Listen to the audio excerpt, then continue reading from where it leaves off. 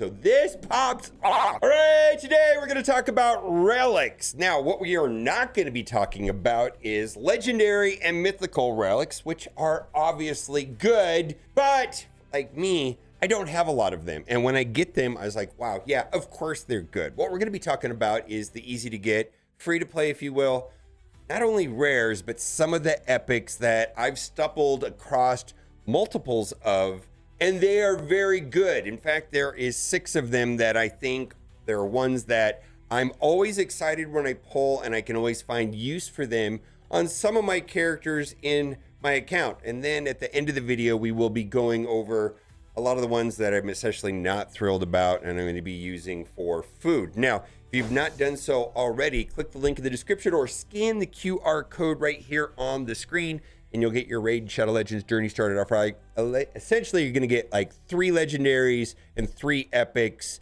And this is important right here. In the first 24 hours of playing Raid Shadow Legends, use the promo code Monkey King. And you can do that on Android, and also on PC. And you'll get the legendary Sun Wukong, who's over the top good. And then on iOS, you can go on the website. And then right now running, if you log in for 7 days, you'll get Lamisi, which is another legendary. So 3 legendaries, 3 epics, and you'll get your journey started right. If you are an existing player and you want to start a new account, my suggestion is to do that on the PC client with a fresh PC client with no other installs on it and a new email address. Otherwise, it knows you've played the game before and you can't get all the promos and the freebies. So let's start off of one of my absolute favorite rares, and that is Molten Deathbell. Now, before I get into all of these, I just want to say that I'm probably not going to be taking any of these rares or epics beyond 2 or 3 stars. It's hard to take characters up to 5 stars. Relics, that is, and that's going to be for ones like this, but that's not what we're talking about today. We're talking about the ones that I get a lot of use for. This is amazing. Now, 3 things. There's 3 things that make, a relic useful. It's going to be, what are the stats that it gives? What does it do? And then what kind of slot does it have? Now, let's talk about the slots. I don't find getting these very easy, and typically I find circles. And I have a lot of circles, but as far as other stones, no, I just don't get them. Like, very rarely do I get a pentagon? I just don't get it. But we're going to talk about the stats. And the third stat is just it's a non-factor, right? And the primary stat, yeah, I'll get use out of it. And the secondary stat. Now, there's some stats that are more important than others, in my opinion, and that's going to be stats like accuracy. Speed, of course, is a top tier stat. And then also, something like crit damage. And then there's other stats that are useful for sure, depending on what kind of character you're doing. Supports can use, all the extra defense and HP. So it's not a thing so much about the third stat, less so about the second, but the second stat does come into play, and the first stat's gonna be primary interest. Now, accuracy has been one of the little hidden secrets, if you will, in Raid Shadow Legends. So this is a must-have stat with accuracy, and then we're also getting turn meter, whereas turn meter increases by 10% when applying the following effects. These are crowd control effects. Debuffs to enemies occurs once per turn, and the beautiful thing about Fabian is that he's doing this a lot on counterattacks. He's placing, the fear, true fear, on counterattacks and reapplying it, or reapplying petrification. So this pops off. And this is a rare, and it does so much good stuff. Let me show you the types of characters that I'm using this on. Mikage. And Mikage does stun sometimes, right? Very, very useful. And this is a character, mythical character, that one can get by fusing. It's like the free to play mythical, if you will. Mithrala Lifebane puts out tons of petrifications. And it's typically not on her turn when that's happening, so she's getting the extra turn meter. Plus, she needs so much accuracy, and she is one of the best characters in the game. Like on Hell's Hades, she's got a 5 rating, and you get her for free by playing actively over time inside of the Hydra. Who else do I got it? Mad Hatter. Mad Hatter was a fusion, and his passive puts up tons of fear. And again, all of these champions absolutely need accuracy, and they're going to be getting extra turn meter. Easily one of my most favorite rare relics that I get a ton of use for. Next is going to be Talon. Yeah, now I just want to state the obvious that there are better relics for all of these characters, right? You know, I've gave it some examples of some, and this is one that I can use always. When I pull one of these, this is like my default relic on a damage dealer. Like in relic, you know, in like faction wars, you know, I've got all of these like epic damage dealers that I only use in faction wars, and they do damage. They're getting the Talon, right? I'm finding that I'm getting the most benefit out of damage dealers by 100% crit chance and then just putting massive amounts of crit damage. So I don't know what I said there, but like you see right here, my crit rate is above 100%, so that's a waste. And the next time that he gets remodded, this number will go down by 11%, and then I might be able to find other relics that enhances other stats. Hopefully it all goes into crit damage. You can see the 21% there is coming from this particular relic. Now, crit damage, HP, fine HP. Where has a 20% chance to deal 10% more damage when attacking, and that number does go up. You know, this is what, a level 3. So I'm getting a damage chant has gone up by another 10%. So this is a 30% chance to deal 10% more damage when attacking. Fantastic. What are the type of characters I'm using that on? Well, characters like He-Man, characters like Cheshire Cat, characters like Seer. And Seer is one of the staple epics. Unfortunately, she's a little bit harder to get because she's of the void, and she absolutely needs massive amounts of crit damage to just destroy waves. Of course, having her close to 100% would be better, but massive amounts of crit damage. Now, number 3 is going to be the Journal. Necrotos. This is a no-brainer for any kind of healer and or character that provides turn meter. Any kind of support champion that you needs to survive and is a healing. Where heals and turn meter increase effects applied to allies are boosted by 15%. Now, the way that works is, let's say there's a 30% turn meter gain. Well, it's not additive. It's not goes up from 30% to 45%. It's 15% of that 30%. So it's a couple percent more. But when it comes to turn meter, every little bit counts. Sometimes that's the difference between winning and not winning. And I ran this particular relic on Arbiter for a long time. I absolutely ran this on Arbiter because Arbiter heals and does turn meter, but any character that does turn meter and or healing, it doesn't have to be both. Sometimes just healers are the way to go. And I'm also using it on another popular epic that would be Mausoleum Mage. Absolutely run the Journal. All right, so now we're going to talk about some epics, and these are a lot of the epics that I've come across, and this one in particular has kind of blindsided me.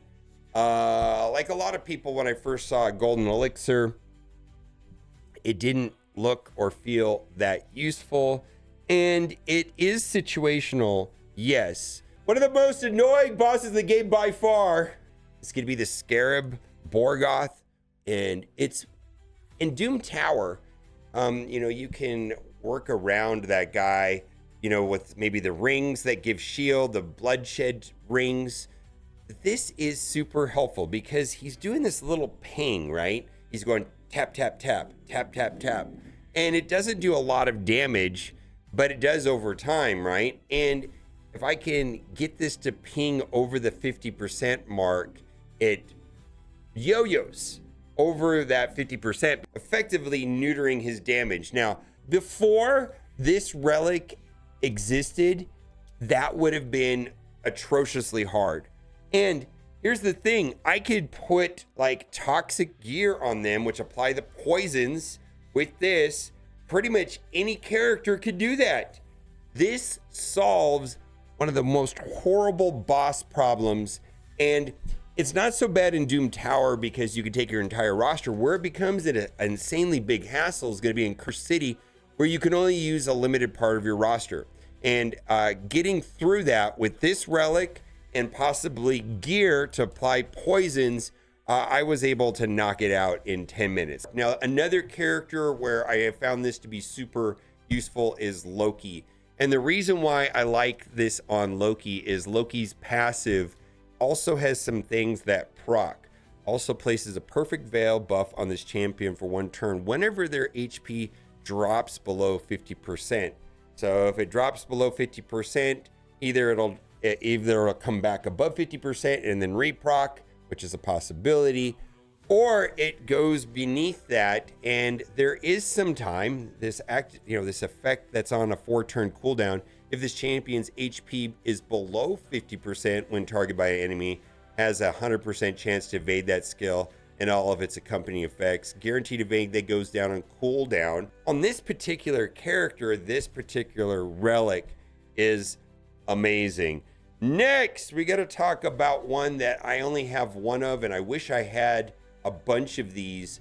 And this is going to be, let's see, the Coronet. And this seems absolutely insane.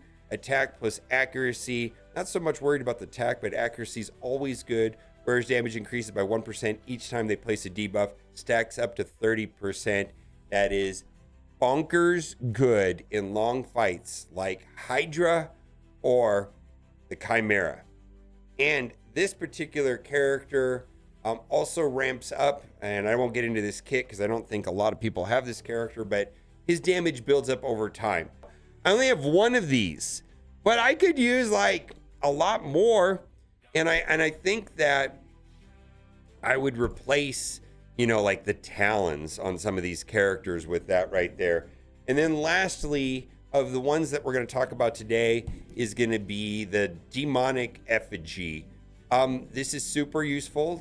At level 6, we get HP. And then if I went to level 9, I get resistance. So this is going to be great for support. Whereas turn meter increases by 10% whenever one of their allies dies. Now, that is perfect for revivers. There's a bunch of characters that I can use this. I think I've got it on 2 characters, like 3 characters, but I know I have a lot of open slots that I can use these on. Where if I had it, Rector Drath is another character that is pretty good. Now, it's not, for me, a character that revives and that is like reviving constantly because their revive ability does something else. I'm not finding that very helpful, but in the case of like Rector Drath, her AI won't use her revive ability unless somebody's dead. And so when somebody dies, she's getting back to that and then she'll do the revive. And that is the same true with Kaja. And what I mean by that is this revive just doesn't pop off all the time. Revive a single ally. Like during the normal gameplay, this is not being used. It's just cycling between the special and the basic, the A2 and the basic. But when people start dying, this is going to proc right here, whereas turn meter increased by 10%, and then it's going to get to the heal a lot faster. So I feel like I've got 6 relatively accessible relics.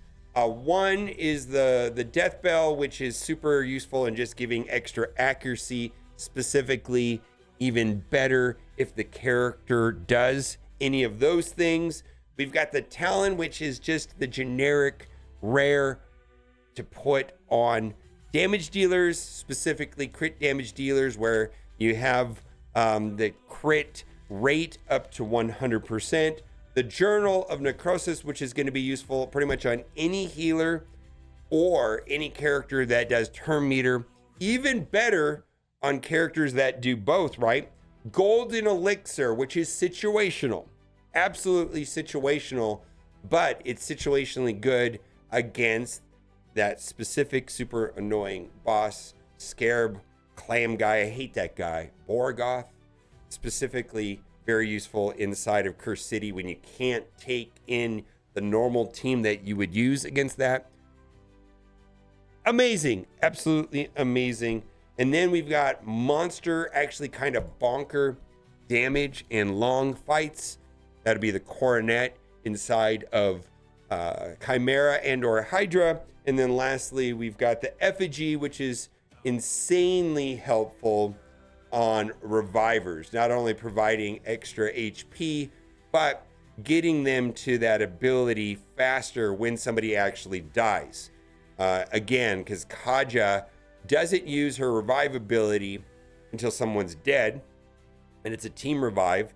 And so this has saved me so many times. 3 characters die, 30% turn meter, and then she's quickly reviving, getting that skill faster. Now I'm going to go into the Forge, and if you want to take a look at all of the relics, and I'm sure there are some that I forgot, but right here there's a relic index, and I'm going to switch to the other side of the screen so that I can toggle through these. And we're going to talk primarily about the standard and Chimera. I'm finding that these are just temporarily in the game for events. And like, for example, the Alice ones are gone. Right now we're in the Chaos Awakens. I'm sure we're going to get access to them. Clan, I don't have good enough access to that. Live Arena, you'll have access to these if you're playing a lot in Live Arena. A lot of people are looking for these last 2. But some people just don't like Live Arena. And then lastly, the Faction Wars, which is only available if you're in Faction Hard. So for the purpose of this video, we're just going to focus on the first 2 categories. Rod of Blasphemy, I'm getting very little use on that. I mean, I guess you could. I can't make a case to use this. I'll put it on a character that needs HP. I'm just using it for the stats. But other than that, I'm probably going to use it as food. I've talked about this quite a bit. I'm using this a lot of different places. A Mask of Rage, not very useful unless a character has a provoke mechanic. But that's few and far, right? And sometimes there's even better options on a character than just getting HP. And this 5% less damage? Unholy Grail, yeah. Burst deals 2% damage if any under debuffs. That's nothing. That's nothing. It's not good. Golden Elixir, for reasons already stated, like that. Demonic Effigy, like that. This is fine. Resistance to defense, long matches, 10% X defense. So indifferent towards that one right there. Very mediocre in my opinion, where the other ones I have enthusiasm towards. Molten Deathbell, thumbs up. Where's turn meter reduction effects are boosted by 10%? I feel like this is so not great. It can be used, in my opinion, for temporary until something better comes along. Not really thrilled about that one at all. Again, where's defense increased by 1% for each ally on ally protection buff placed by them? Okay, but that's just not good. It's just not good. I like this one. Need more of these. Orb of Transfixiation, whereas 10% to steal. Yes, I can use that. Absolutely. Random tuck when attacking a target. Effect cannot be resisted. Occurs once per skill. That's great. HP plus accuracy. Accuracy is also good. Scroll of the Unseen.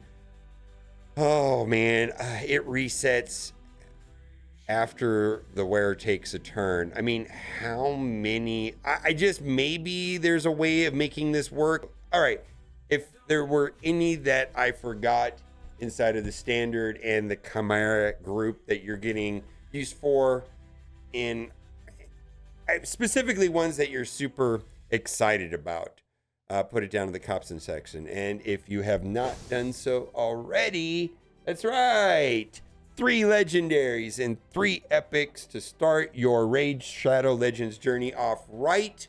Ugo and Deacon and Sun Wukong, those 3, which are part of this, are over the top good. You got to use promo code Monkey King in the first 24 hours of playing the game, and then if you log in for 7 days, you'll get another legendary. But those 3 champions specifically are staples, and I use them all the time in so many different places. Bye for now.